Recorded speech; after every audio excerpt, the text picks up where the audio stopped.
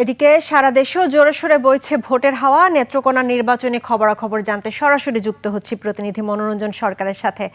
মনোরঞ্জন, কেমন দেখছেন আপনার এলাকায় ভোটের হাওয়া, ভোটারদের প্রত্যাশা, প্রার্থীদের ভাবনা, এসব সম্পর্কে আমাদের জানাবেন। আর পাশাপাশি সবচেয়ে গুরুত্বপূর্ণ যে বিষয়টি আইন শৃঙ্খলা পরিস্থিতি, এই সম্পর্কেও আমাদেরকে জানাবেন।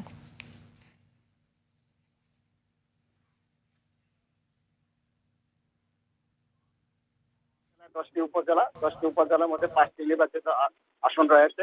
এই 5টি নির্বাচিত আসনে বিএনপি, এনসিপি, জাতীয় পার্টি, স্বতন্ত্র, পরে রয়েছে হলো বাংলাদেশ জামায়াত ইসলামী সহ প্রায় 24 জন প্রার্থী অংশগ্রহণ করেছে।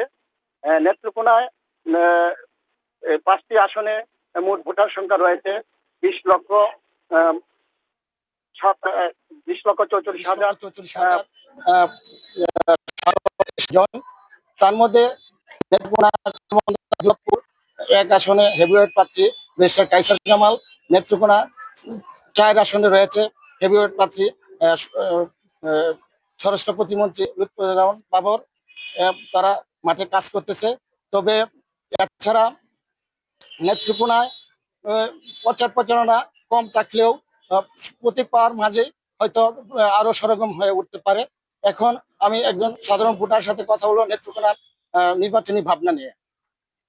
নির্বাচনী ভাবনাটা আপনি কি কেমন নির্বাচন চান এবং কাকে নির্বাচিত করতে চান একটু বলবেন কি?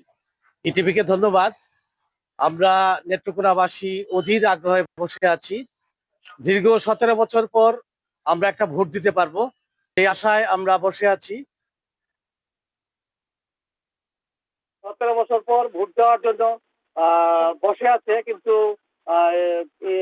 বাংলাদেশ সরকার ইন্টারিম গভর্নমেন্ট যেটা আছে, সেই গভর্নমেন্টের আমরা দেখতে পাচ্ছি কোনো জায়গায় একটু স্বাধীনতার বিপক্ষে শক্তিকে যেন জিতিয়ে যাওয়ার প্রবণতা দেখছি আমি। ধন্যবাদ ইটিভিকে।